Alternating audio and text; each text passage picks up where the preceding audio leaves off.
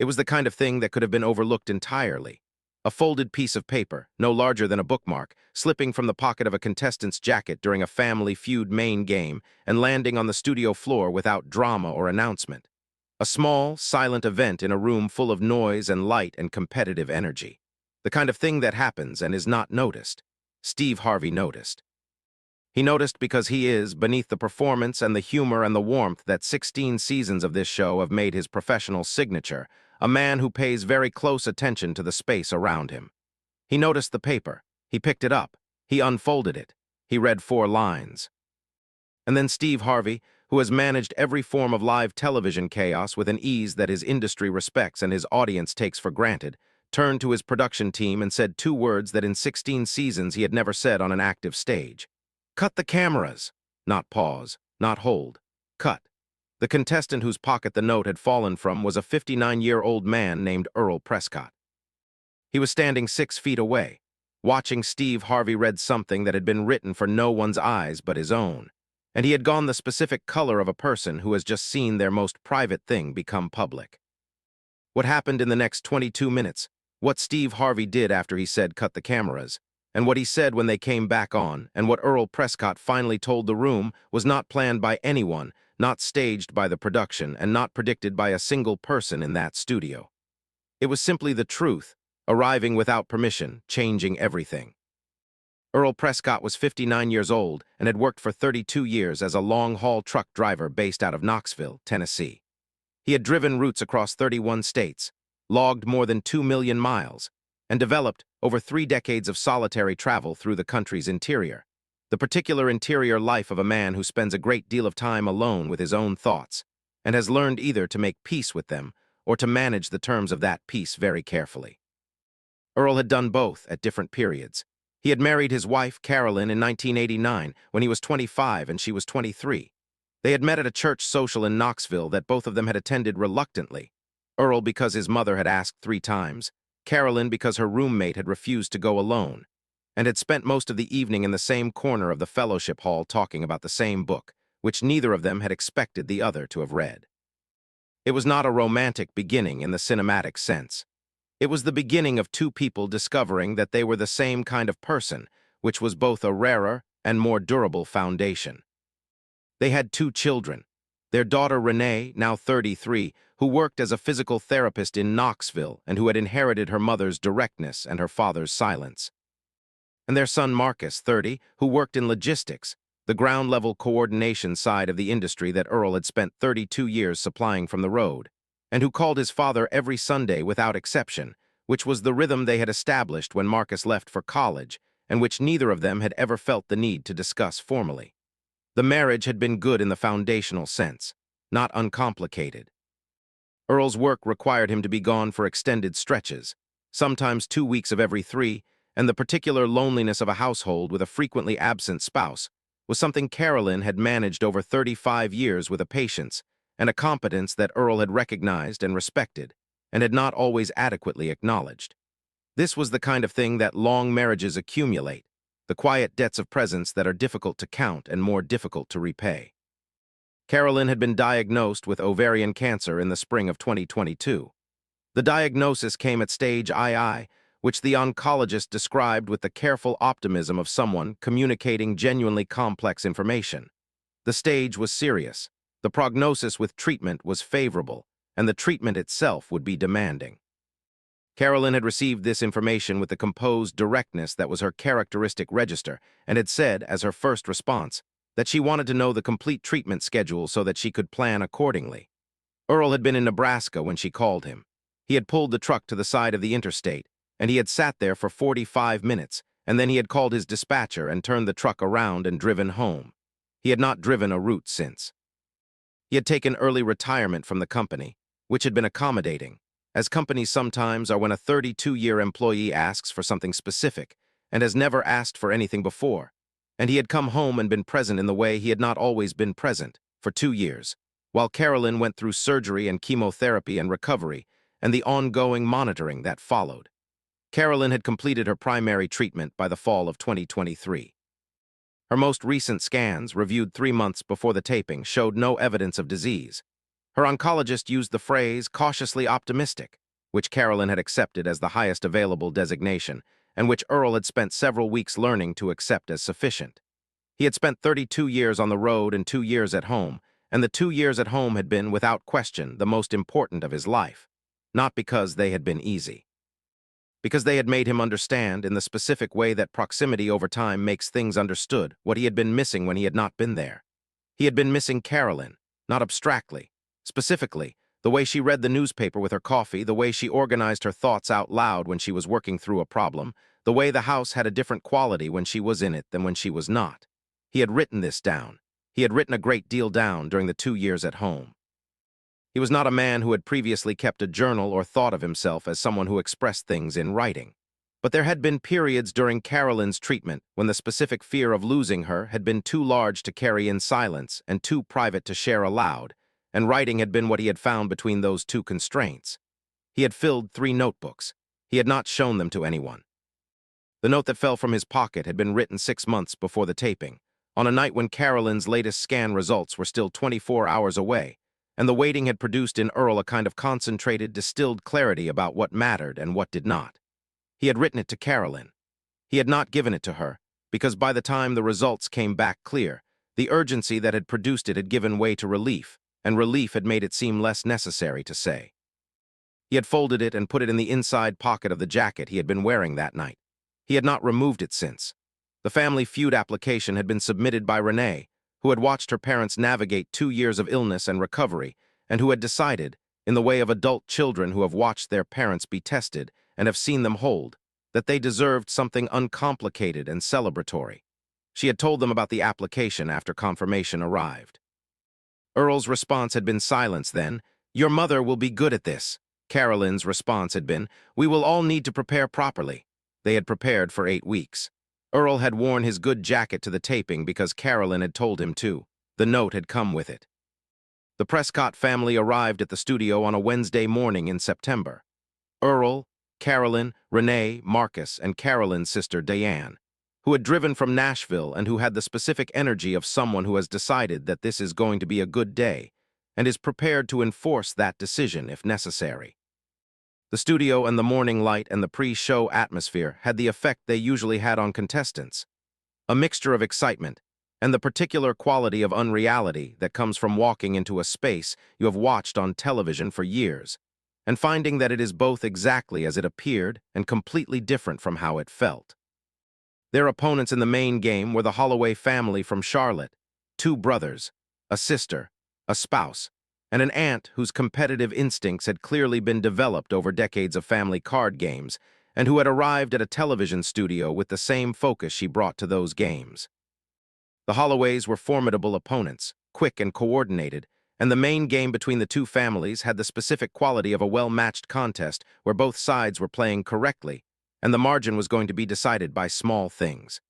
Earl played the main game with the careful economy of a man who has spent 32 years making decisions on the road where imprecision had real consequences. He did not rush. He did not guess beyond his confidence level. He answered when he was certain and deferred when he was not, and when he answered, he was right more often than he was wrong, which in a game built on survey distributions was the closest available approximation of a strategy. He was standing at the main podium in the middle of the 3rd round when the note fell.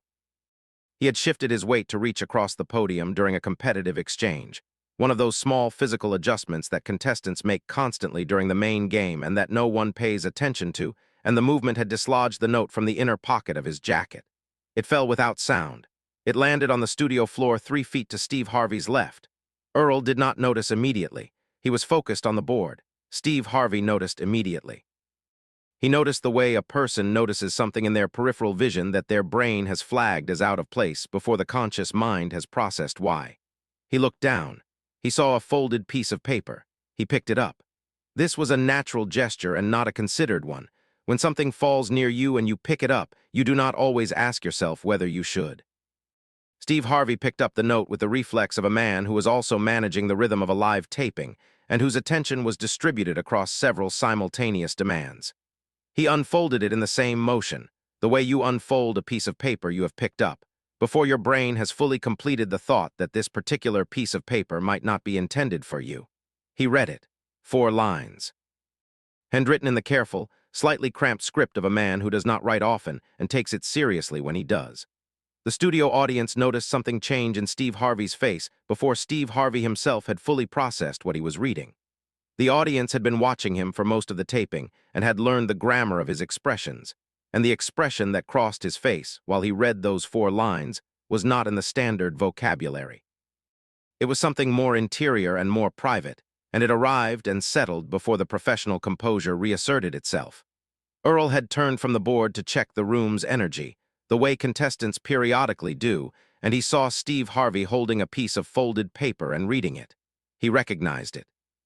The specific stillness that came over Earl Prescott in that moment, the complete cessation of all the small movements that a person in a competitive environment produces constantly, was visible to everyone around him, including Carolyn, who was standing 5 feet to his left, and who looked from her husband to the paper in Steve Harvey's hand, and then back to her husband, and whose expression shifted in the way that a person's expression shifts when they are receiving information and are not yet certain what to do with it. Steve Harvey looked up from the note. He looked at Earl. He looked at the production team. He looked at the cameras. "Cut the cameras," he said. His voice was quiet. It was not a panicked instruction. It was the instruction of a man who has made a decision and is implementing it. The cameras cut. For the next 11 minutes, the studio was not a television production. It was a room. What happened in those 11 minutes was not broadcast. It was not recorded. It was not on the version of the episode that aired 4 weeks later, and it was not described by the production team in any official capacity.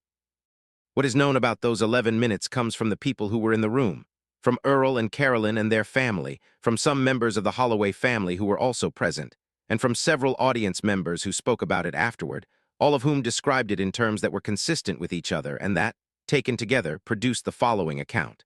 Steve Harvey had asked first whether the note belonged to Earl. Earl had said it did. Steve had held it for a moment and asked with genuine gentleness whether Earl wanted it back before anyone else read it. Earl had said he did not know. Steve had asked if he knew what was in it. Earl had said he knew exactly what was in it. Steve had said quietly, "Do you want to tell me?" And Earl Prescott, who had spent 32 years on the road perfecting the self-sufficiency of a man who managed his interior life without requiring an audience, had said yes. He had told Steve about the night he had written it. He had told him about the scan results that were still pending and the waiting and the specific quality of fear that produces clarity, the kind of fear that strips everything else away and leaves only the things that are true. He had told him what the note said, not because Steve had asked him to read it aloud, but because once he had started speaking the words were there. The note said 4 things. It said that he was sorry for the years he had spent on the road when he should have been home.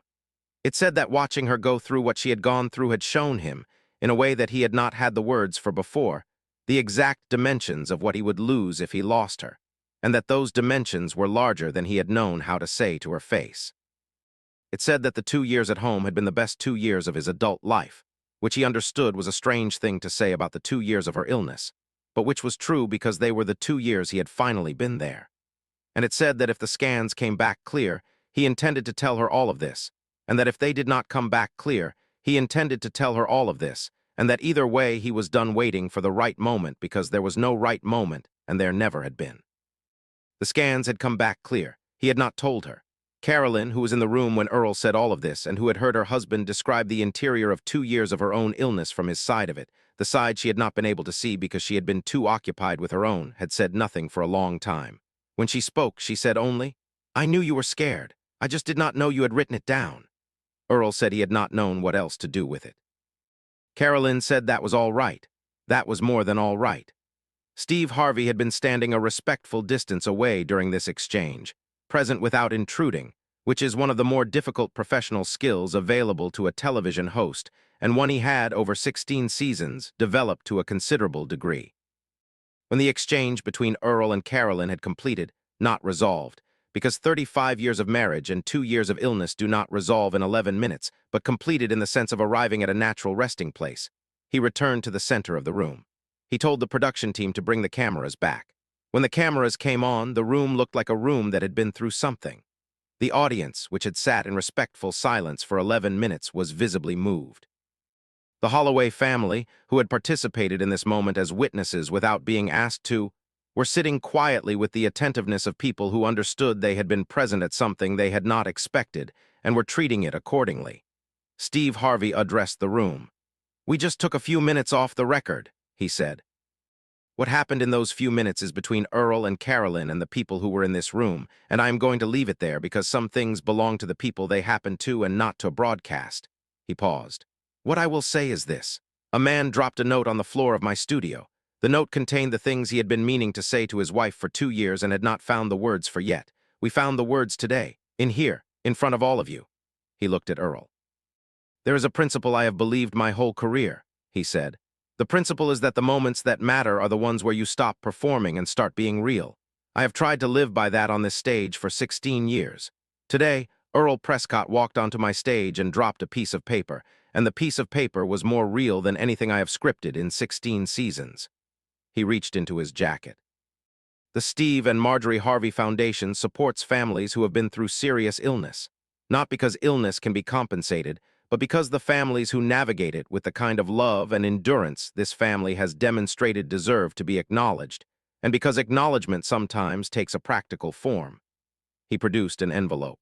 "This is a check for $20,000 for the Prescott family.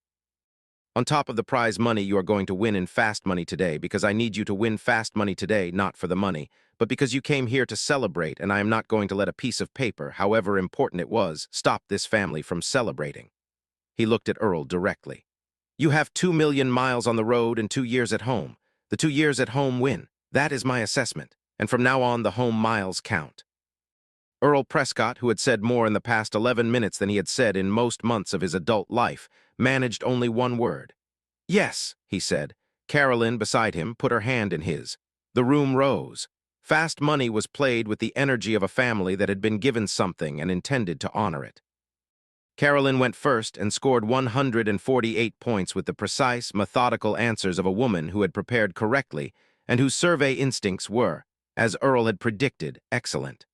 Marcus closed with 79 points. Their combined total of 227 points won the $20,000 prize, which, combined with the foundation's contribution, brought the family home from Los Angeles with $40,000 and something considerably less quantifiable. The episode aired 5 weeks after the taping. The production team had faced an editorial question that was genuinely unusual.